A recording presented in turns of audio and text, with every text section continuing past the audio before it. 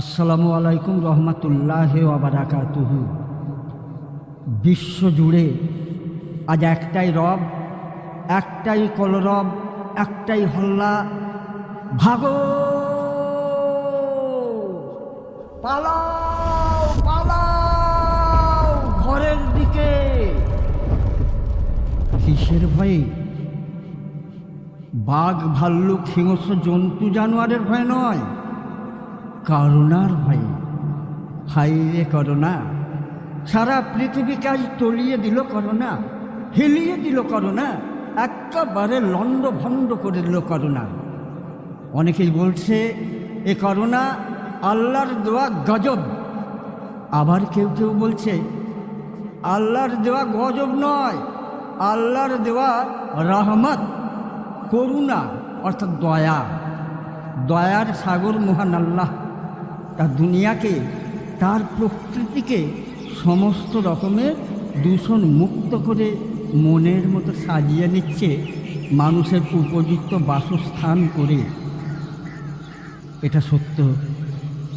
আমরা দেখতে পাচ্ছি কয়েক মাসের মধ্যেই প্রকৃতি অনেকটাই দূষণমুক্ত হয়েছে।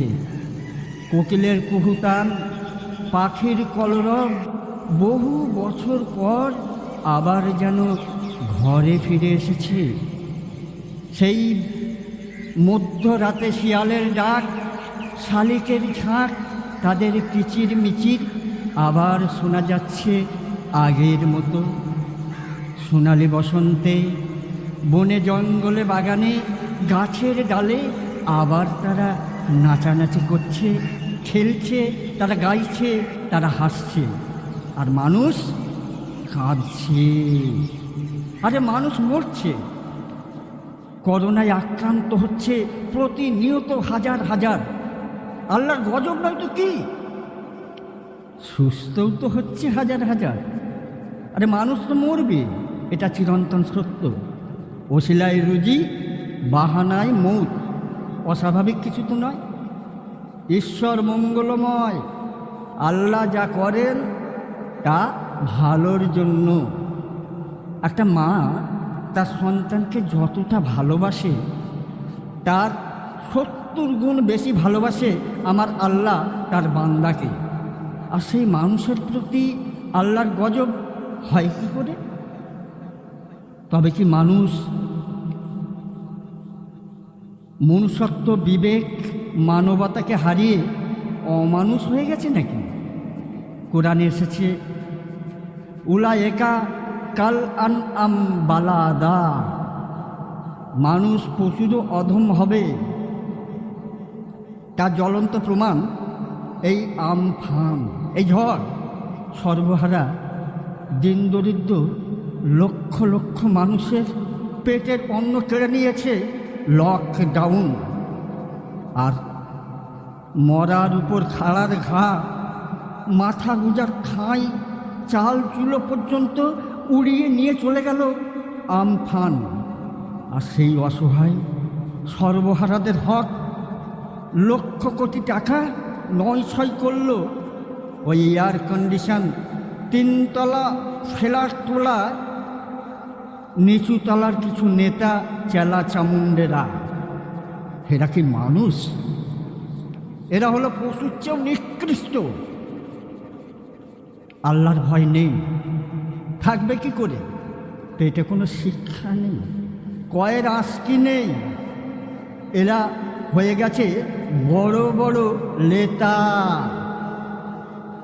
তাই তো আমরা টিভির পর্দায় দেখছি লকডাউনে বনের পশু, বাঘ, ভাল্লুক, হাতি প্রকাশ্য রাজপথে হাই রোডে ঘুরে বেড়াচ্ছে। আর আল্লাহ শ্রেষ্ঠ সৃষ্টি মানুষ নিজের ঘরে পেঁজারায় জেলখানার মতো বন্দি। নিজের পরিবারের কাউকে যদি সন্দেহ হয় করোনায় আক্রান্ত, হিংস্র বাঘের নখের চেয়েও সেই ভয়ঙ্কর। ও নিঃশ্বাসে বিশ্বাসী, মৃত্যু নিশ্চিত। সে যদি জন্মদাত পিতাও হয়, ভাগো, ওর কাছ থেকে দূরে থাকো। শুধু ভয়, আতঙ্ক, কি ভয়ঙ্কর আতঙ্কে মানুষ দিনের পর দিন মাসের পর মাস পার করে চলেছে। সারা দুনিয়ার বিশেষজ্ঞ বৈজ্ঞানিকরা রাত দিন পেরেশান, হলো না করিনার ভ্যাকসিন আবিষ্কার। পৃথিবীর ইতিহাসে এ ধরনের মহামারী নূহ নবীর আমল থেকে একাধিকবার এসেছে ভিন্ন ভিন্ন আকার নিয়ে। আর আল্লাহ পাক সমস্ত রোগের ওষুধ, ভ্যাকসিন দুনিয়াতে প্রেরণ করেছেন। টিকাকরণ, malaria, diphtheria, diarrhoea, pneumonia, hepatitis, bronchitis, polio, এই সমস্ত ভ্যাকসিন। যে রোগের ভ্যাকসিন নিলে ওই দুরারোগ্য ব্যাধি তাকে স্পর্শ করতে পারবে না। পরম দয়ালু আল্লাহ পাক এই করোনার ভ্যাকসিনও তৈরি হয়ে যাবে ইনশাআল্লাহ, আবার মানুষ মুক্তি পাবে। আমার বড় ইচ্ছে করে, মনে হয় আল্লাহ যদি ওই ভ্যাকসিনটা তৈরি করত, যে ভ্যাকসিনটা নিলে অমানুষ থেকে মানুষ হয়ে যাব, যে ভ্যাকসিনটা নিলে অসৎ থেকে সৎ হয়ে যাব, বেনামাজি থেকে নামাজি হয়ে যাব, অসহায় মানুষের পাশে দাঁড়াবো, দরিদ্রকে দান করব, মানুষের সেবায় দিন কাটাবো। ওই ভ্যাকসিন যদি আল্লাহ সৃষ্টি করত, তাহলে পৃথিবীটা কত সুন্দর হতো। মানুষে হানাহানি, লাঠালাঠি, কাটাকাটি, ফাটাফাটি থাকতো না। মানুষ কত সুন্দর হতো, কত সুখী হতো আল্লাহ যদি ওই ভ্যাকসিনটা তৈরি করত। আমার আল্লাহ জানালেন, হে বান্দা, ওই ভ্যাকসিনটা আমি সর্বপ্রথম তৈরি করেছি। দুনিয়ার বুকে যে ভ্যাকসিন ডাক্তার, বৈজ্ঞানিকের মাধ্যমে দিয়েছি, তা মাত্র 2-4-6টা ফর্মুলায় তৈরি। আর ওই ভ্যাকসিন তৈরি করেছি আমি 6,666টি নমুনায় আর 114টা ফর্মুলায়। আর পৃথিবীর সর্বশ্রেষ্ঠ বৈজ্ঞানিকের মাধ্যমে প্রেরণ করেছি। যে ভ্যাকসিনটা নিলে পৃথিবীর আর কোনো ভ্যাকসিনের প্রয়োজন হবে না। যে ভ্যাকসিনটা নিতে পারলে শুধু দুনিয়া নয়, ইহকাল, পরকাল, অনন্তকালের পরিত্রাণ, অফুরন্ত সুখ আর শান্তি। সেই ভ্যাকসিনের নামটা আশা করি আপনাদের জুবানে এসে গেছে, আপনারা জানেন, পাক আল কোরআন। তাই বলবো, আল কোরআনের আলো। আপনারা নিশ্চয়ই বলবেন, ঘরে ঘরে জ্বালো। আরে প্রত্যেকটা মুমিন মুসলমান ঘরে কোরআন আছে, আলো সবাই জ্বালে, কিন্তু আমরা অন্তরে আলো জ্বালাতে পারি না, তাই অন্তরের কালো মুছে না। তাই বলবো, আল কোরআনের আলো। আপনারা বলবেন সবাই, দিলে দিলে জ্বালো।